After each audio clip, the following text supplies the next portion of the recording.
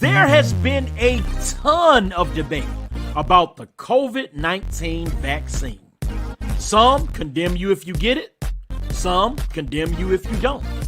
So join us on the next episode of Quarantined with Lavell, where we are going to have representatives from the city of Detroit and from the Detroit Health Department giving us all of the information that we need about the COVID-19 vaccine. They're going to be right here to answer all of your hard questions about this vaccine. Should you take it? Should you not? They're here to answer our questions. So join us on Thursday, May 13th at 6:30 p.m.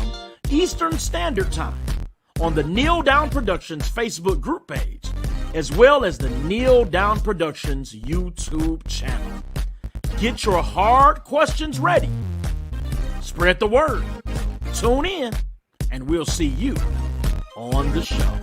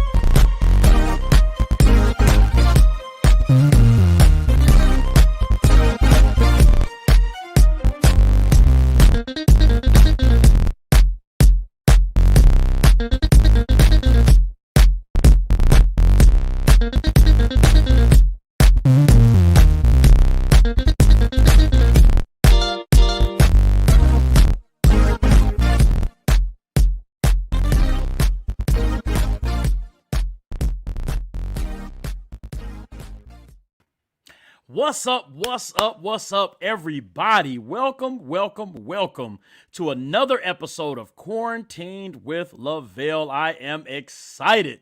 We have some representatives here from the CDC and the DHD, and we're excited to have them here with us in studio tonight, and we are just going to have a great time. We're going to hear a presentation from them, and then we're going to ask them some questions. So if you all have questions about the COVID-19 vaccination, please get those questions ready, but make sure you pay attention to their presentation. It's about a 20-minute presentation with slides and everything, so make sure that you pay attention to the presentation because your question may be answered in the presentation.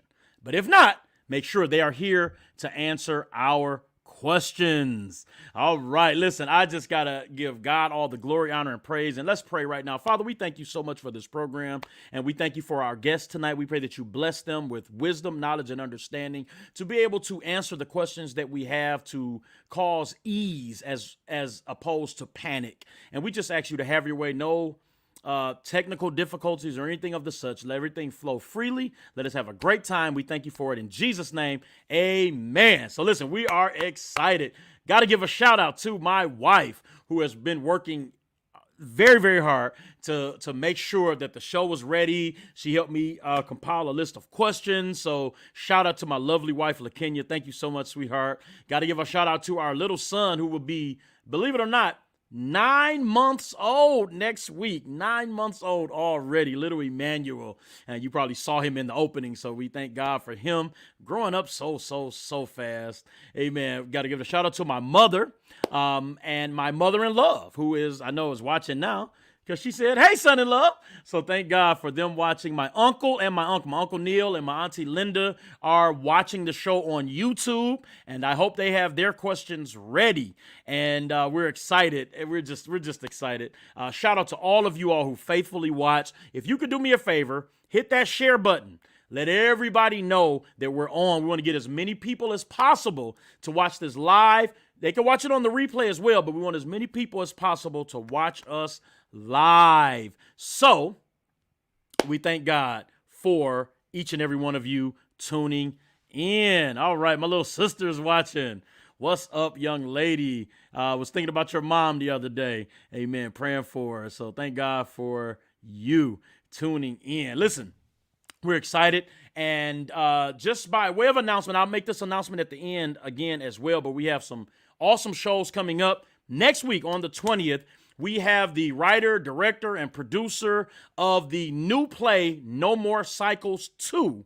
And she's going to have some of her cast members in studio as well. So we're excited about that. And then the 27th, is the Defense Thursday for May, where we're going to be talking about how do we know that the Bible is actually the Word of God. So we're excited about that. But listen, next week, the play No More Cycles. We're really, really excited about it. And they are actually our sponsor for this month. So let's hear from them now.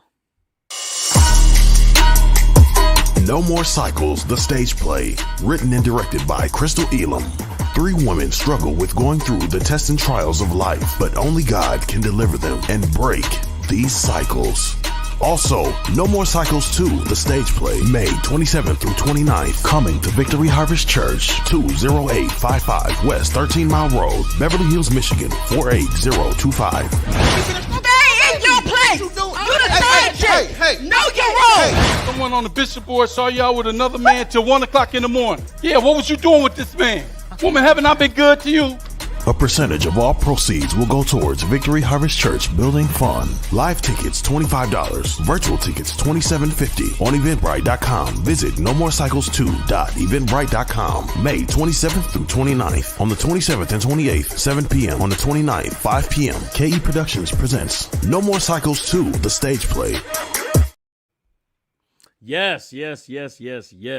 Awesome. I'm so excited to have them in studio next week, and we're going to be talking about their play. And listen, they are our sponsor for this month, so make sure you check them out. Listen, you can go to nomorecycles2.eventbrite.com to purchase your tickets. That's going to be on a Thursday, a Friday, and a Saturday. 7 p.m. on Thursday, 7 p.m. on Friday, and 5 p.m. on Saturday. But they also have virtual tickets as well for $27.50, so you and the family can sit back and enjoy the show. The live tickets are $25. Virtual tickets are $27.50. And also, you can go to my website, nealdownproductions.com, and you will see them. If you go to the quarantine tab, go down, you'll see them right there. And actually, there's a link there that you can click to purchase your tickets directly. You don't even have to type in nomorecycles2.eventbrite.com. Just go right to my website, click it, it'll take you straight there,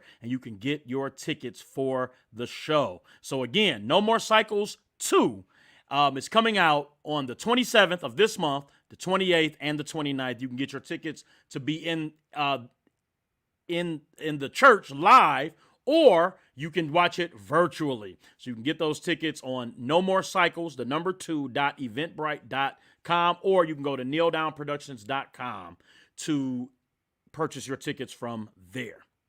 All right, listen, I am excited, but before we jump in, my wife just texted me and said the sound is good. Thank you, sweetheart. Appreciate that.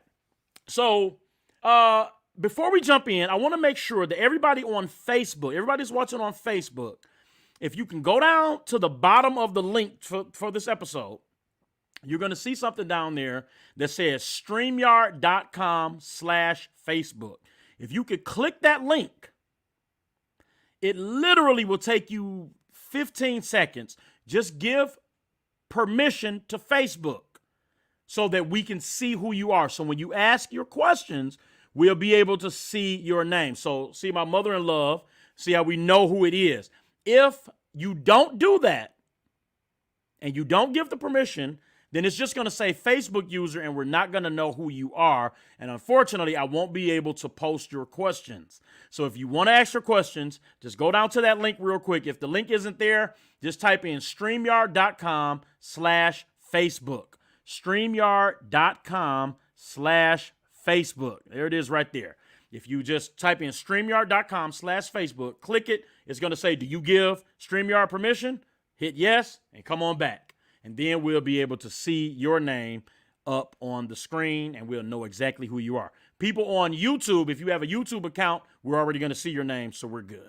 All right, listen, I am excited and I am ready to bring these two amazing people on. So we have Nurse Mrna Ewing, who is a representative from the CDC Foundation's Covid branch, as well as the Detroit Health Department. And we have Mr. Felix Hill, who is a behavioral health lead for the CDC, as well as working for the Detroit Health Department. He's a counselor for the Detroit Health Department. So let me bring them on. This is Nurse Mrna Ewing. Welcome to the show, Nurse Ewing. Thanks so much for having me. We're excited to be here. Yes. I am excited as well. Mr. Hill, thank you so much for joining us and welcome to the show, sir. Yes, sir. I don't know if you can see me, but my screen is frozen, so I don't know. I can't really see anything. Okay. I do see you well. I hear you well as well. Okay. I'm going to ask Nurse Ewing a couple of questions, so if you need to go out and come back in, you can go ahead right on to do that. But yeah, so while he's working on that, Nurse Mrna, before we jump in, let's get to know you a little bit. Let's let our audience get to know you just a little bit. We have this young man was on the show a couple weeks ago. He's a chef, and they were feeding the homeless right here in Detroit. So he says, thank you for taking on this topic. Yes, we are excited, Chris. Thank you so much for tuning in. If you can just if everybody can just hit that share button at the bottom, let's make sure the word gets out. We want to make sure that we are knowledgeable about this COVID-19 vaccine. So Nurse Mrna, just tell us a little bit about yourself. How long have you been a nurse, and what made you want to go into the area of nursing? Absolutely. So I've been a nurse for about 3 years now, but my work in public health has been pretty long. I've worked all across the country, grew up in Oregon, but went to school in the Midwest. And when I was working after graduating college, I thought I wanted to go to med school. And I quickly realized that where my passion was and where my heart was actually in community health. So I took the time and I went back to nursing school, and it was the best decision I've ever made. Being a nurse allows you to really connect with the community, and it allowed me to work in a public health setting. Specifically, I chose to jump into the fight against COVID-19 when I was working in New York City on the front lines, and I got sick with COVID, and I actually became what they call a long hauler. So I wanted to ensure that this never happened to anyone else. And if I could stop someone from getting sick, protect our community, that became my work for the last year and a half. Wow. Awesome. You know, my wife was one of the first cases in Michigan to get COVID, and she was pregnant with our son at the time. So it was a very scary time for us, because we didn't know. This was back in March, you know. Yeah. The cases started rolling out like in early March, and it was like mid-March when she got it, and we just didn't know. It was just a very, very scary time for us. And then she got COVID again when we went to the hospital to have the baby. We were in the hospital room, and it was just a scary time, but we thank God that the Lord brought her through, and we're rejoicing because our son, it'll be 9 months old next week, and he is healthy, and he is well, and he is amazing. He is so cute. I saw a picture. I was like, that's a cute baby. I was actually working in postpartum mother baby when the pandemic started. So a lot of my job was to figure out what is safe for moms, what is safe for baby, and how are we going to help these parents take the most precious thing into the world and, you know, take on parenting in the middle of the pandemic. So I commend you guys. You guys are rock stars. Oh, wow. Thank you so much. All right. Looks like Mr. Hill is back. Can you see us and hear us now, Mr. Hill? Yes, sir. Okay. Awesome. So, Mr. Hill, you are a behavioral health lead for the CDC as well as a counselor for the Detroit Health Department. So just tell us a little bit about yourself, like what made you want to go into this field and how long have you been doing it? My name is Felix Hill. Yes, I am the behavioral health lead for CDCF Detroit, along with Department of Health. What made me want to go into this? I think it started when I was much younger. I was always the person that most people vented to, and I knew more about other people's business than I cared to. When I was in high school, I was typically the one that the school counselor called down to kind of mediate and address some of the issues of some of our my classmates. And so originally I went to Southern University pursuing law school, and when I was accepted into law school, I decided not to do it because I felt like I was doing it for the wrong reasons. And so that kind of set me in this path. I always had a love for people, and so that's really my driving force. Trying to understand how people react to certain things, and kind of helping them kind of tunnel through some of those obstacles and barriers that they face. Yes, awesome. Well, listen, I appreciate people who care, and I could tell by what you both have said that you all are people who care. You know, as many times we'll go to the doctor, and sometimes the doctors and even the nurses are just in it, like you said, for the wrong reason. And you know, they just kind of look at you as another name on the list. But we appreciate you all being on the front line and for helping to educate people about the vaccine. I was talking to a young lady from the city of Detroit, and she said one of the mistakes that was made was that when the vaccine first came out, everybody was just forcing everybody, take the vaccine, and no one was taking the time to educate us on the vaccine. So she said, you all have taken a different approach now. Now your approach is, let's educate people about the vaccine instead of shoving it in their faces. So we appreciate you all for even coming on tonight to give us the information, and we're ready and willing. So I'm not going to hold it up any longer. I'm going to give it over to you, Nurse Ewing. I know you have a slideshow presentation. I could pull that up whenever you're ready. And everybody, listen, make sure at the bottom of the link, if you're on Facebook, StreamYard.com/Facebook, click that link. Go over, give permission, and come right on back. That way we'll be able to see, because I know you all have questions. So I'm going to go out, and I'm going to give it over to both of you, and you all can go ahead. This presentation is approximately 20 minutes. Make sure, everybody, please make sure that you listen to the presentation. Many of your questions may be answered in the presentation.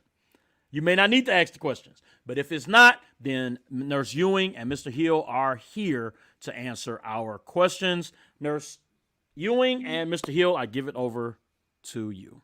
All right, can you see this? Can you see the slideshow?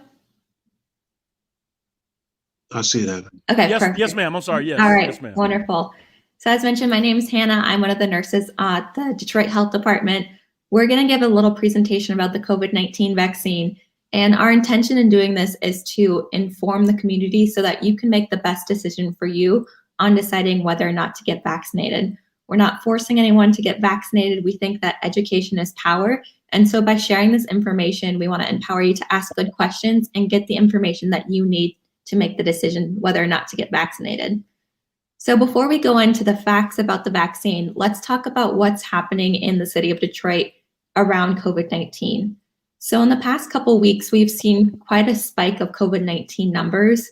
For the last year, from about May on, we had some of the lowest case numbers of COVID-19 in the state. And we are still extremely proud to be Detroiters and have those numbers. However, recently we've seen a spike in COVID-19 cases, and this is due to the likelihood of the variants of the B117 variant and just more community spread. However, we have taken a turn for the good, and we're seeing these numbers go down. So if you look at Detroit City, we're at 9.4% positivity. Wayne County overall is at 9.3. Oakland County is 7.5. Macomb is 11.5. St. Clair is 11.1. Washington County is at 3%. Monroe County is at 9.4. And Michigan overall is at 9.8%. Over the course of the year since the pandemic first started, we've seen 49,338 confirmed cases, and we've lost over 2,100 Detroiters to the pandemic. So this is why we're talking about it. It's these lives that we can save with the vaccine, and we want to make sure that people are getting the information so that we can save lives through the city of Detroit. And this is just another depiction of how the pandemic has been going. We saw that initial hump with the stay-at-home order, and then this is the last hump over here, which is the most recent cases, and we're seeing a nice trend downward, which is great to see. So in the city of Detroit, we've been working on vaccinating our community. As of today, we've vaccinated 1 out of every 3 eligible Detroiter.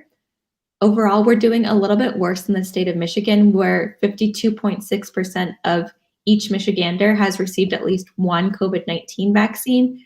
And you see counties like Oakland County at 62.1% and Washington County at 62%. Those are having higher vaccination rates. You may also realize that there is a little bit of a correlation between the vaccination rate and the COVID positivity rate. This is because in areas that there's lots of vaccination going around, they are seeing good protection and they're stopping the spread of COVID-19. At the city of Detroit, we've also made an intentional impact to make sure that we are vaccinating people with equity. So we are keeping track of who we're vaccinating and how many vaccinations we are giving to our community. And so all of this information is available on our website, www.detroitmi.org/health, to keep updated on the most recent vaccination efforts. So let's talk about the benefits of getting the COVID-19 vaccine. And as a registered nurse, I did make the decision to get vaccinated, but I did so with a lot of thought because I wanted to make sure that I was making the right choice for myself. My reasons for getting vaccinated were I am someone who had COVID-19 and I had some long-term effects, so I wanted to make sure that this didn't happen to me again. I also haven't hugged my grandma in about a year, and next week I'm going to go see her for the first time, and we're both fully vaccinated, and I'm really looking forward to this time. Additionally, the COVID-19 vaccination will help prevent hospitalization and death. We've seen over the past year, our hospital systems have been overwhelmed with COVID patients, and so by getting vaccinated, we're keeping our community out of the hospital, and we're also saving lives. Additionally, if you're getting vaccinated, you're also leaving room for people who end up in motor vehicle accidents or have a trauma to get the kind of care they need. So while they may not be sick with COVID-19, we're making sure that if you or your friends and family end up in the hospital, there is someone who can take care of them because our hospital systems aren't stressed. Additionally, the COVID-19 vaccine is a safe way to help build protection, and the COVID-19 vaccine is an important tool to help stop the pandemic. And by tool, we say we still need to use tools like social distancing, wearing a mask, and washing hands when advised. So let's talk about the goal of a vaccine. And when we're talking about vaccines, I want you to think about some of the vaccines you've gotten in your life and how those have impacted or not impacted your life. So the goal for all vaccines is to give long-lasting or lifelong protection against a disease. And all vaccines do this by stimulating our immune system. And vaccines are often administered through needle injection, but you may have gotten a flu vaccine orally or through nasal spray. All 3 COVID-19 vaccines are administered via the needle injection. And I'm someone who absolutely hates needles. So for those of you who are terrified, I am right with you. It wasn't too bad this time. And there are different types of vaccines, and they function in different ways, but they all work to have a common goal, which is to help the body become immune. So how do vaccines work? So in addition to being a registered nurse, I'm also a trained biochemist. So I love to read about how these vaccines work. And so without a vaccine in a world of COVID-19, our body is exposed to a germ. We then develop symptoms and get sick. And then we develop antibodies and we get immunity for a certain period of time. With COVID-19, because it's a newer virus, we don't know how long that immunity lasts, but we do have some level of protection. With the COVID-19 vaccines, we change the game a little bit. So our body is exposed to the vaccine version of a germ. We get to bypass getting sick and having long-term effects of COVID-19, but we still get the good protection of antibodies. And researchers are actually finding that the protection you get from what we call the acquired immunity from a vaccine is higher than the natural immunity that your own body creates, which is why even if you've had COVID-19 and recovered, we still recommend you getting vaccinated. Additionally, I really want to focus on the bypassing symptoms and getting sick. So with the COVID-19 vaccines, you may get some side effects, fever, chills, nausea, a little bit of vomiting, but they go away and they're not long lasting. The dangerous part about COVID-19 is that even if you're a healthy individual like I was last March, you can still go on to have long-lasting effects from COVID-19. We've seen even the healthiest individuals end up on ventilators in the hospital, and people who are healthy living with these long-term conditions. So it's a really good idea to think about getting vaccinated so that you can live a life without symptoms of COVID-19. So let's talk about how the researchers develop these vaccines.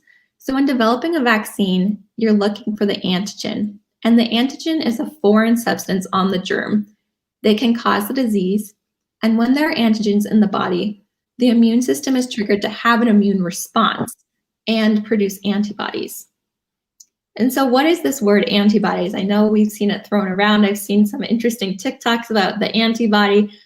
And essentially what antibodies are is that they're proteins created by the body and they attack or destroy bad organisms. However, what becomes tricky with vaccines is that even if you've developed antibodies to something like the chickenpox, antibodies are specific to a disease. So those chickenpox antibodies you got won't work for COVID-19. So every new pathogen must have its own specific antibody that fit together like lock and key. So that when your body is exposed and sees COVID-19, you then have antibodies that can swarm it very quickly, neutralize it so it can't replicate in your body and make you sick. So let's take a look at this antigen. So the researchers and scientists that developed the COVID-19 vaccine identified the COVID-19 spike protein as the antigen. And so the spike protein is the antigen we need to teach our cells to recognize to keep us safe from COVID-19. And the goal of these vaccines is to create an immune response to SARS-CoV-2 spike protein. And the vaccines work by teaching our cells how to make the same spike protein that is on COVID-19. And what's really cool about these vaccines is that our bodies only require the viral genetic blueprint for the COVID-19 spike protein to protect us. So in these vaccines, we're not injecting any live virus, so you can't get COVID-19 from these vaccines. And so how do we create that spike protein? Well, in the case of the Moderna and the Pfizer vaccine, they use a technology called mRNA technology, which stands for messenger ribonucleic acid, which is a tongue tie. I remember I actually learned about this first from Neal deGrasse Tyson, and it was one of the reasons that I actually became a biochemist because I thought this technology was so cool. And essentially what the mRNA does and is it's genetic code that tells cells how to make proteins like the COVID-19 spike protein. And this technology isn't new to COVID-19, which is one of the reasons that scientists were able to get this vaccine to market so quickly. mRNA therapies are being used to develop personalized cancer treatments, as well as vaccines for infectious disease like the Zika virus. And mRNA vaccines are actually, as I mentioned before, a product of decades of studies on RNA therapies and treatments by medical scientists. And what's really important to know is that mRNA is not DNA. It does not have the ability to alter your DNA in any way. And when thinking about this, because this is something I was thinking about in making my decision to get the COVID-19 vaccine, is how is my body interacting with this vaccine?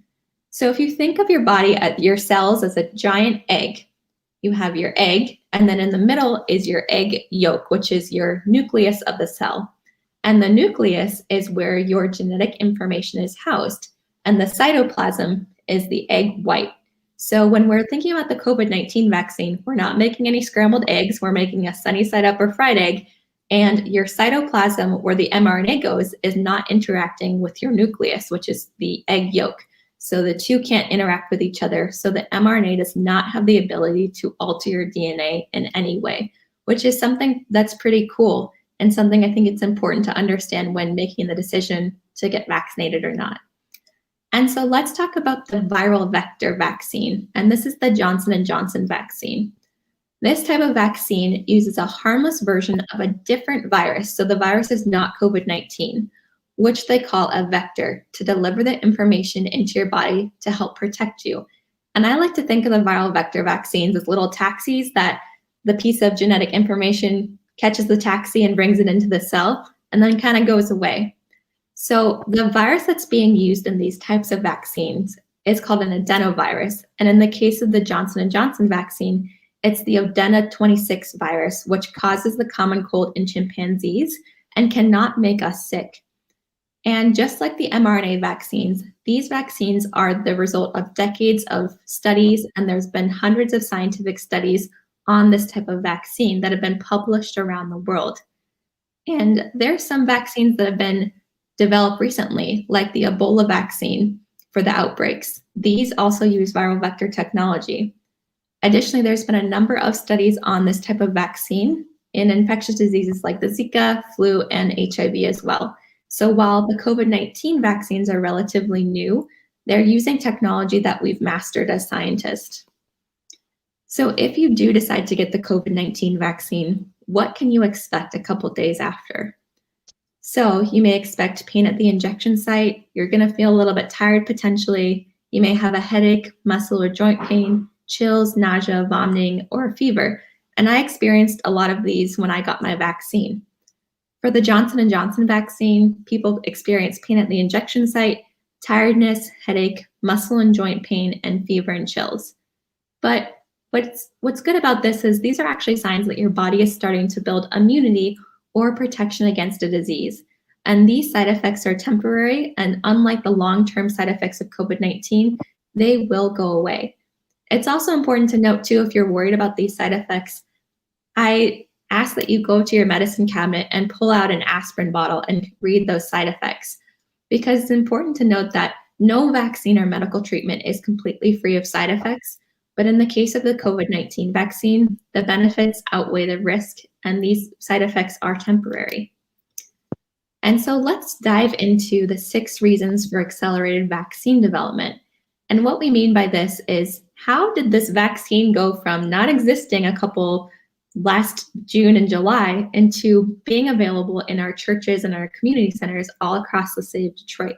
And our team has identified 6 different reasons for accelerated vaccine development. The first reason being modern science. Science just moves so much faster than it used to, and we have lots of different tools that we can work together on to solve a common problem. And when we move into solving a common problem, we think about the COVID-19 vaccine being a very collaborative effort. This is a global pandemic and millions of lives are at risk. So we wanted to make sure that all the best researchers and scientists worked together to solve a global pandemic emergency. So there was reduced barriers, they shared information, and they really worked collectively to stop this pandemic. There was also a lot of volunteers. So when looking at the Pfizer, the Mrna, and the Johnson & Johnson studies, they had a lot of people enroll in these studies we could understand that this vaccine was safe and effective for a wide population of people. There was also a lot of previous research on these vaccines, as I talked about before, thinking about understanding the mRNA technology as well as the viral vector technology. There was also a lot of money so that the companies could focus on the science and producing an effective vaccine while not worried about risking any profits if something went wrong. So this allowed them to get these vaccines ready to go and ship out into the market right when they had something called emergency use authorization. And this is a great tool, and it's something that I took a lot of time to understand how exactly it works.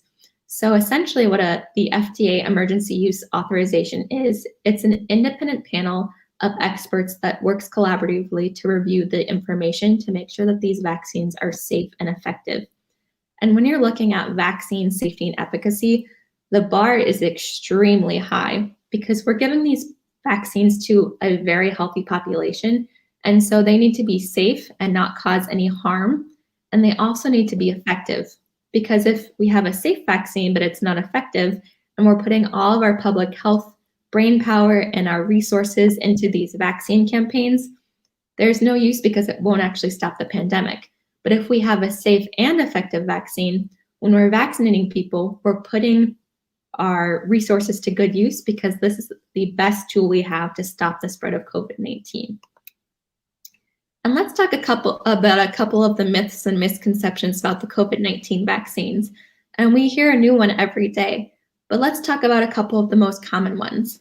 The first one is that the COVID-19 vaccine contains a microchip. And this is a myth, and it stems from the size of the particle that the mRNA of the Pfizer and the Mrna vaccine is carried into the cell in. And so the nanoparticle in the Pfizer vaccine is not a microchip, but it's just the size of the lipid, so it's extremely small, and that's the size that it carries that little piece of mRNA into the cell. So it's not that these vaccines contain a microchip, but they just contain very small particles called nanoparticles. The next myth is that it is better for everyone just to get COVID-19, and that is not true. We see COVID-19 impacting our communities. We've lost 2,100 Detroiters to COVID-19. And if the vaccine had been available, many of those deaths would have been preventable. Additionally, if you're a young and healthy person like myself asking, why should I get vaccinated? Well, I'm a perfect example. I'm someone who worked on the front lines, got sick from COVID-19, and had these long-term consequences like difficulty breathing, decreased energy for almost a year. And so from me to you, when I'm talking about this, I recommend every young person to get these vaccines so that you can protect yourself and make sure that you can do the things you love and enjoy your life day to day. The next myth we hear a lot about is that the COVID-19 vaccine will cause you to test positive for COVID-19, and that is not true. So none of the emergency use authorized vaccines in the United States contain a live virus, so they do not have the ability to make you sick with COVID-19 or cause you to test positive on the PCR or the rapid antigen test. You may test positive for COVID-19 on an antibody test, which is actually not an active infection. What it's showing is that you have protection from COVID-19. So we actually want you to test positive on an antibody test a couple weeks after getting your COVID-19 vaccines. And the next myth is that people who got COVID-19 will not benefit from the vaccine.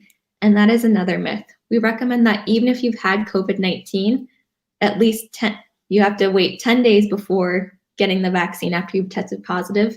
But even if you've had COVID-19, if you pass that 10 days, you should get vaccinated. This is because the scientists and researchers are finding that the protection you get from COVID-19 from the vaccination is a lot higher than the protection you get from your own natural immunity. So, and you also think too, if you're someone like me who got COVID back in end of March, early April of 2020, you've had these antibodies for a while and they kind of trail off after a little bit. So we want to make sure that we boost up our immunity and that we make sure we get everyone the highest level of protection possible. And this is just a comparison of all three vaccines. We see that the Mrna and the Pfizer vaccine are pretty similar. I like to think of them as brother and sister, and then they have their cousin, which is the Johnson & Johnson. The Pfizer and the Mrna, they're a 2-shot vaccine, and they take about 14 days after your second dose to get that full protection from the vaccine, which is about 95% protection from severe COVID-19. And the Johnson & Johnson is the 1-shot vaccine. If you're someone who's scared of needles, this may be a great option for you. It has a lower efficacy, but the trials actually happen at different times. And in the Johnson & Johnson trials, we saw our COVID-19 cases taking place in one of those humps where there was a lot of community spread. So we can't compare the 95 to 70% like apples and oranges. And just like the Mrna and the Pfizer, the Johnson & Johnson vaccine has about a 100% chance of preventing death from COVID-19, which is exactly what we want a good vaccine to do, is to prevent death and keep our community healthy and alive. And there's also some great benefits from getting vaccinated. You can visit inside a home or a private setting without a mask or with fully vaccinated people, so we can start to hang out with our friends again. You can also visit inside a home or a private setting without a mask with one other unvaccinated household who are not at severe risk for COVID-19. So if you're hanging out with your friends and their elderly grandmother is over and she's not vaccinated, but you are, we still encourage wearing a mask so that you can keep her safe because she's at high risk for COVID-19. You can also finally go traveling without pre or post travel test. And you can travel domestically without quarantining, which is great. Additionally, if you're worried about missing work and you're vaccinated, depending on what your employer's rules are from the CDC, if you are exposed to someone who had COVID, you do not have to quarantine. You still should monitor for symptoms, and then if you start to show symptoms, isolate. Next, you can gather and conduct activities outdoors without wearing a mask, except in extremely crowded situations like a concert venue where there's lots and lots of people. And remember, people are considered to be fully vaccinated 2 weeks after your second dose in a 2-dose series like the Pfizer and the Mrna vaccine, or 2 weeks after a single dose vaccine such as the Johnson & Johnson vaccine. And so if you've made the decision to get vaccinated or you're thinking about it, let's talk about how you can get it in the city of Detroit. And we've made it very easy for you to get it. And we can talk about ways that if you don't think that any of these allow you to get the vaccine, how you can set up a vaccination site in your own neighborhood, which is pretty cool too. So you can give us a call at 313-230-0505, Monday through Friday, 9 a.m. to 6 p.m. The operator, you're going to press 1 for the vaccine option, and they're going to ask you a couple of questions. You'll be given, if you're getting the Pfizer or the Mrna vaccine, 2 appointment dates to make sure that you get your first and your second dose. And they will also send you reminders and instructions to be sent via text or email.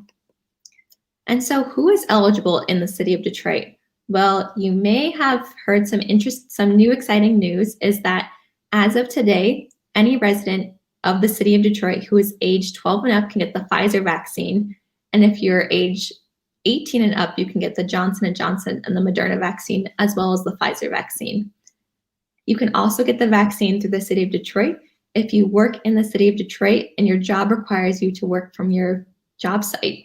So additionally, to get your vaccine, it's that same number I just mentioned, 313-230-0505. And let's talk a couple things about the vaccination rules for minors. So we want to make sure at the city of Detroit that we are having parental consent and that people are making an informed decision regarding their children's health. So your child is eligible if they are 12 years or older to get the Pfizer vaccine. When getting their vaccine, they must be accompanied by a parent or guardian, and that parent or guardian must show ID. And the parent and guardian must also show written consent form. And while we do have the Good Neighbor program for people over the age of 18, you cannot get reimbursed for bringing a person under the age of 18 to get vaccinated. So those are a couple of ground rules for that. And so I just mentioned the Good Neighbor program. This is a program where you can get paid to get your neighbors vaccinated. It's $50 per person per shot. And you can bring a maximum of 3 people in your car each time. When you're registering for this program, you must pre-register. So if you show up with your neighbor and you haven't called ahead, you won't get the funds, but it's a quick and easy fix. So before you go and you take your neighbor, you're going to give us a call, 313-230-0505, and register for the Good Neighbor program. You can also register those you are going to be taking to these vaccine sites at the same time to make it easy. And let's talk about some of our great locations. We have a map here where you can find which vaccination sites are closest to you. Our most popular and biggest site is the TCF Center. There's a walk-in or a drive-through located on 1 Washington Boulevard, and this site is open Monday through Friday from 8 a.m. to 5 p.m. We also have the Northwest Activity Center from 8 a.m. to 5 p.m. I believe it's actually to 7 p.m. It's walk-in. You can get the Johnson & Johnson or the Pfizer Mrna. Additionally, Monday through Friday from 9 a.m. to 1 p.m., you can visit the Roberto Clemente Recreation Center or the Farewell Recreation Center. If you just want the Johnson & Johnson vaccine and you want to stay in your car, I advise you to go to the Straight Gate drive-through site to get the Johnson & Johnson, 9 a.m. to 7 p.m., Monday through Friday. You can also go to Clark Park for the Pfizer or Mrna vaccine, the Samaritan Center, which is a walk-in site from 2 p.m. to 7 p.m. These are great ones if you work late and you want to go in the evening to get your vaccine. And then if you prefer to get your vaccine on a Saturday, you can visit one of our community Saturday sites, 9 a.m. to 1 p.m., which includes Greater Grace, Grace Community, Second Ebenezer, and additional churches across the city. And if you don't know which one is closest to you, I encourage you to pull out your phone and text the number 313-217-3732 and enter your address or your work address, or say you're out with friends and you're getting a cheeseburger and you want to get your vaccine after, you can text your restaurant location and then go and get vaccinated right after. So you can text your address from anywhere in the city. And these vaccines are just one of the tools that we have to stop the pandemic, but they are going to be critical to help us get back to Detroit as we know it and enjoying all the talent that we have in our city, from music to sports and everything in between. So in addition to getting vaccinated, we still need to be practicing good hand hygiene, getting our COVID test if we're exposed or symptomatic, using things like ordering takeout instead of visiting a restaurant, social distancing, and then continuing to wear a face mask when appropriate, like being inside with a lot of people, visiting the grocery stores, and things like that. So we're happy to take any questions. You can always email us at dhdoutbreak@detroitmi.gov for additional questions as well. Hannah, I want to make sure I get a chance to kind of chime in from a behavioral health perspective. Absolutely. I want you all to definitely take into account what Hannah said. We are not trying to pressure you all one way or the other. You want to make sure that you are informed as much as possible with this information. And I'm definitely promoting people taking a very objective approach to all of the information that you're being given, so that you can make the right decision and an informed decision for you and your families. Along with this pandemic, we all are very stressed. Behavioral health is very high, or mental illness and mental health deserves a lot of attention during this pandemic. We've all suffered from a position of grief. And grief is not just losing loved ones. A lot of people have lost jobs, homes, relationships as a result of this pandemic. And so we want you to be very mindful of pandemic fatigue and what that could possibly look like. A lot of times it's mistaken for depression or anxiety. And to be honest, it doesn't matter, because those are pretty much labels, but you want to be able to recognize that your daily routine and what you normally are doing has been upset as a result of the effects of this pandemic. And so we want you to be very cognizant, not only and sensitive to yourselves when it comes to your own behavioral health, but also those in your family and those that you interact with, and being able to recognize some of those signs. And self-care is very, very important. We know that you're bombarded with information. And one thing we haven't been able to account for in doing some of these presentations is that you can't really account for YouTube scholars and Google students. And so everybody's not vetting the information that they have at their fingertips as best they can. And so it takes you to do your due diligence to make sure that you're getting information from reliable sources so that you are making the right decision. Lastly, make sure that you're not making this decision based off of whether or not a person got the vaccination that you know or didn't get it that you know. Because if you get sick or for not taking it, or sick for taking it, you don't want to blame the person that you're making the decision off of. Make this decision sound-mindedly and objectively, and making sure that it's the right decision for you and your family.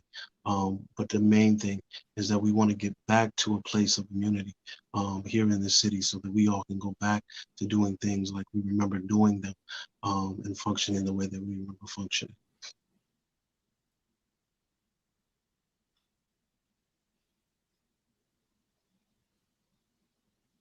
That's all for me, Adam. All right. All righty. Listen, thank you both so much. That was an awesome presentation, and you all actually answered many of the questions that we had on the list. I'll go through and ask a few while I'm waiting on the audience to type in some questions. If you're on YouTube, you can just type in the questions. If you're on Facebook, you can go ahead and type in the questions. We do have quite a few people watching, so just make sure that you all go ahead and ask your questions. All righty. Okay. So, this is my longtime neighbor, Miss Sandy. She said there's 9 of us, brothers and sisters from ages 78 to 63, vaccinated with both doses of Mrna. No side effects. Thanks to each of you. Stay safe. So thank God. That is awesome. That is awesome. That is awesome. All right. So before I jump in, looks like my uncle had a question here. I'll throw this out there. He says, if children have mild symptoms, should there be a concern, and will it affect the ones who have the vaccine? So sometimes children do have milder symptoms for COVID-19, but they can still get something called multi-system inflammatory syndrome, which is MISC, which comes a little bit later in the COVID process. And so now we know a lot about it. So there's great experts at all our Michigan hospitals. So it is important to make sure that they're getting vaccinated. Just like adults, though, if they've had COVID-19, it should be a conversation that you have in making the decision whether or not to get vaccinated. So it's a good family discussion to have. All righty. All right. So I think you touched on this in the very beginning. Okay. What was that website? Let me type that in real quick. Is there on the website, can we see this slide presentation or some of the slides or information? You'll see some of the information like the dashboard. It's a screenshot that we take, and that's updated daily. That's actually one of my favorite tools to kind of watch how the city's progressing in their vaccination efforts. Okay. What was that website? I'm going to type it in now. It's www.detroitmi.gov/health. And it will take you to a page with a lot of different widgets on it that have pictures of the COVID-19 dashboard. And it just has a wealth of information on COVID-19 and then other communicable diseases around, the city, and then just lots of different ways to stay healthy. Okay, awesome. I mean, that was a excellent presentation. But you all can go and see some of those slides at this website, detroitmi.gov/health. So make sure you go and check out some of those slides. So I know in the beginning you kind of touched on this, but I know normally it takes, can you just elaborate? Normally it takes like 3 to 5 years. I was doing some research and I found out that I think it was the mumps vaccine was the quickest vaccine that they ever created for like a major disease. And it took 4 years with the creation and the testing. And this vaccine came out in less than a year, 8 months or so. It took my son longer to develop inside of his mommy's tummy. And so what would you say to people who have that type of a concern that we got this virus vaccination out so quickly, that we're nervous, and it would lead into the second question is, what are the long-term side effects that we have to worry about? We don't want to be, those commercials you see, if you did this in 1983, you have mesothelioma. We don't, 20 years from now, we don't want to be a part of those type of commercials. So what would you say to those type of concerns? Yeah, and that's a very, very valid concern. And that's actually something that I wondered myself. I'm dating myself, but science, since I was an undergrad, moves so fast, and it was moving at incredible speeds when I was there. So I like to point to that little chart of 6 different reasons, and we see our science getting better. It was also a collaborative effort. So if you're thinking about how to get a job done, many hands make light work. And then there was also additional funds so that the companies didn't have to worry about taking risks that would tank their company. So they could focus all of their effort on creating something that worked and creating something with good science. So it's a combination of good science and a lot of funding that got these vaccines to market quickly. There is also a lot of previous research on the mRNA vaccine, which is pretty easy to edit with that little piece of the spike protein. So we had a lot of this technology in place, and we just learned how to use it specifically for COVID-19. Okay. All right. So it looks like I have a few questions here before I go back to my list, so I don't get too far behind here. This is a very good friend of mine. He said, hello, some don't take getting the vaccine seriously because there have been many to get the virus, but comparatively few die from it. This is my auntie. She says she got the virus a year ago and she's still having long-term side effects. So she's worried about getting the vaccine. Can you talk about that again? So those two questions actually go really well hand in hand, because she and I are a perfect example about the the consequences of getting COVID-19 and those long hauler effects where a year later she's still facing different complications that would be avoided if you get vaccinated. So that's definitely a benefit to getting vaccinated. With the long haulers, they're finding some preliminary data showing that the vaccine may actually help potentially get rid of some of those side effects. It's preliminary though, so nothing is set in stone. But we're recommending through the CDC that you do get vaccinated because as someone who had the virus about a year ago, your protection from COVID-19 is decreasing, so that we want to make sure that you're boosted up so you don't get COVID-19 again, especially with those variants that tend to make people have reinfections like the B117 and our Brazilian and our South African variants. Those can reinfect you if you've already had COVID-19 in the past as well. If I could chime in, Sure. also and definitely sharing from my seat, I had the COVID virus also back in November. There are so many different layers to the effects of this virus itself. And while I'm stressing us making sure we're paying attention to our stress management, is because it not only affects you, but it affects those closest to you. I have a now 7-year-old daughter. At the time I caught the virus, she was 6. And because of all the information that I had to take into account that the way I was processing this pandemic, my child was processing it differently. And so with me having the virus, I couldn't tell her that I had COVID. I had to tell her that I had the flu, because in her mind, COVID equated to death. Yeah. And so being cognizant of that, I had to move and maneuver a little bit differently. I also had a 3-day-old son that came back home after I found out that I was testing positive. Wow. While like Hannah, I didn't really have many side effects from it. I did develop a cough during the virus that took me about 4 months to get rid of. But I was able to kind of go through it. I ended up getting an inhaler, which I've never had to use one as a result of trying to get rid of the cough. But I want us to be very mindful of all of the information that we're getting and your stress management, because you get to a place where you're in your head a lot when you're making decisions. So you got to take time to process everything that you're getting, and sometimes step away from the news and social media so that you can process the information you do have. Because the more that you bombard yourself with that, the more stressful it does get in trying to sift through all of that. And sometimes it helps in processing that with your family and getting everybody's input on how they feel about what they're seeing, so that you all can make the decision together. I just want to say that. Yes, sir. Yes, sir. I appreciate that. I got a few more questions kind of coming in here. Well, you know what? Okay. So, Arthur, I see your question. I'm going to ask your question next, and then my uncle had another question. But I want to ask this question. So, all right. So, what would you all say to the concerns in the African American community that, I mean, I would love to say that racism is gone, but it's not.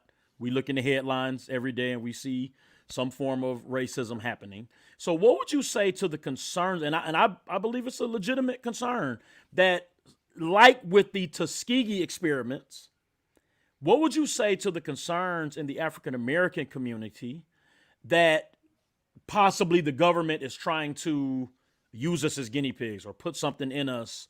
You know, I know to some people they're just being paranoid or whatnot, but I do believe that this is a legitimate concern. You know, it happened before and it could happen again. Like I said, racism is still alive today. So what would you all say to the those of us who have that thought kind of running in our head about the vaccine?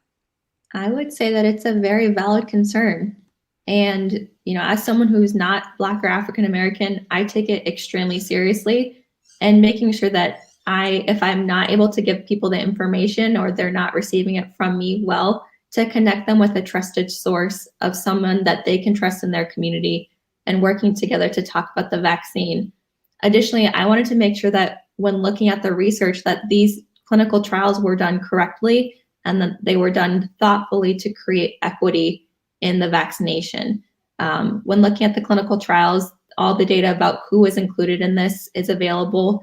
People from different races and ethnicities were included, and also people with different comorbidities and ages. So if you look at was someone like me or someone like you included in these clinical trials, all that data is available. And I encourage you to look at the data and ask those good questions and ask the researchers and keep them accountable, because what happened in the past is extremely serious and it should never happen again.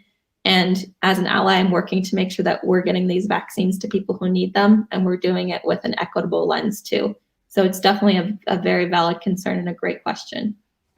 Yes. I And think yeah, I was for going to say, Mr. Hill, I know you're actually a counselor. So yeah, yeah, can you talk to us? coming from being born and raised in the city of Detroit, um, I have a great affinity for this city, but also for my own community. And so, while I echo the sentiments of Hannah, that those are valid concerns, this is very much the reason why I am stressing us being very objective in approaching this, because historically we have operated from a very subjective posture, where we kind of get information from everywhere and we're bad about regurgitating it and not knowing whether or not it's valid. And so we have to be very holistic in our approach with this. While I understand the history of American apartheid in this country, when it comes to medicine and experiments, and even globally, um, we have to help each other understand this. And everybody's not going to do the due diligence of trying to understand, but don't sit back and wait for somebody to tell you what to do. Be very proactive, whether you do that individually or we do that collectively as a whole, and holding everybody that's giving us protocols and demanding of us taking the vaccine or whether or not to take it, hold each other accountable in this process, so that we know that we're getting what needs to be done. Yes, sir. All right.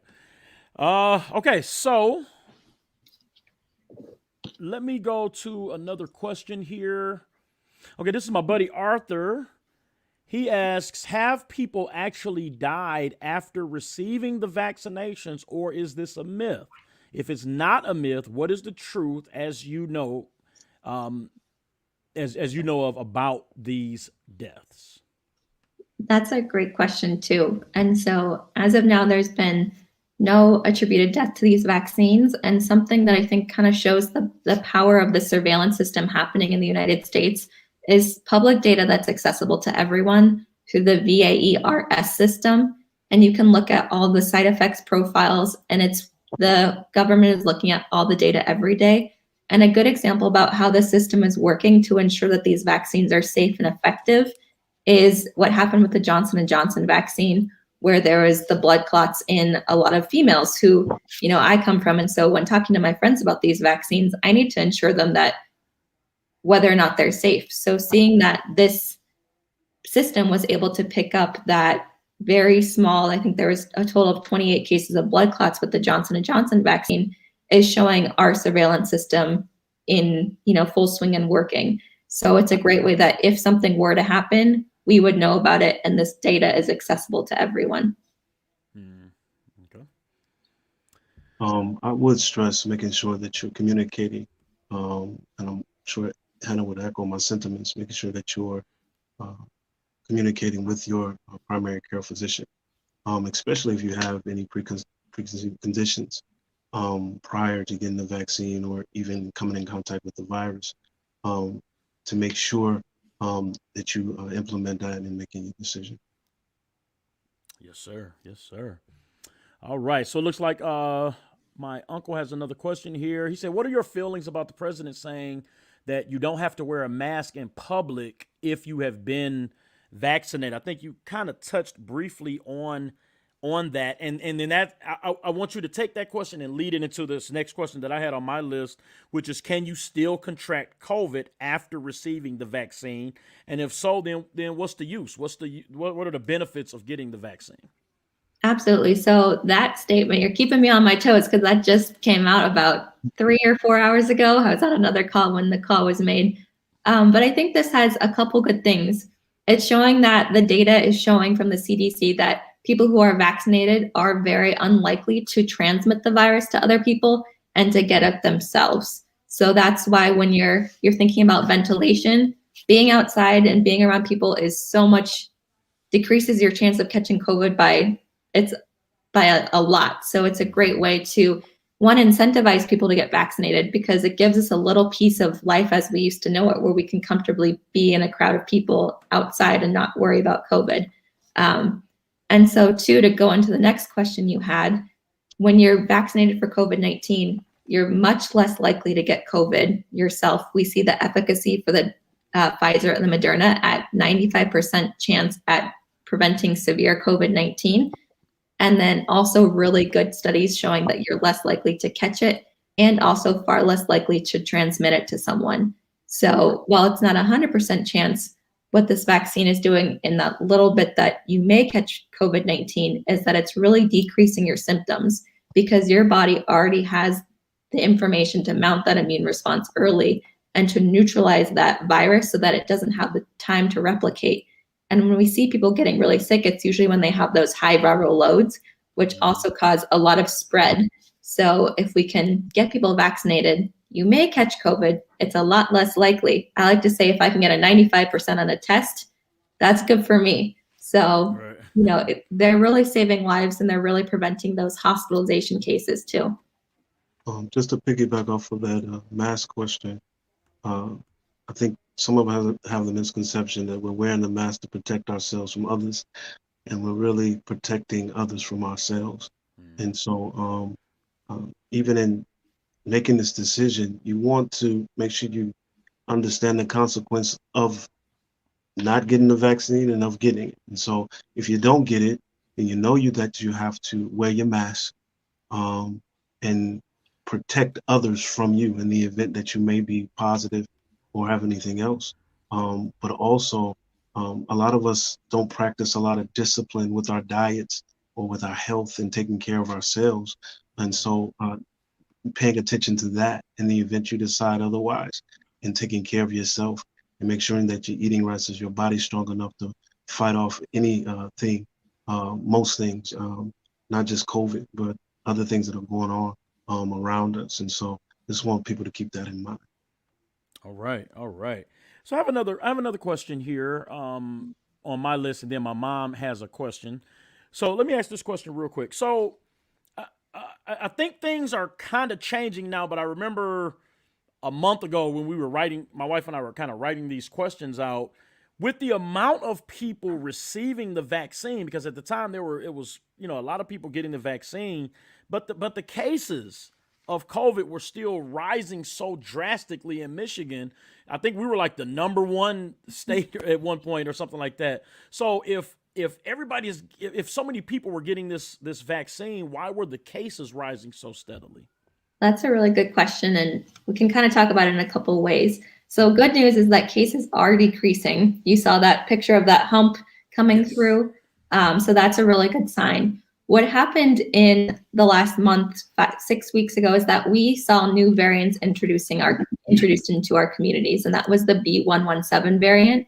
It likes to spread more to people, and it also was having more severe effects on younger people.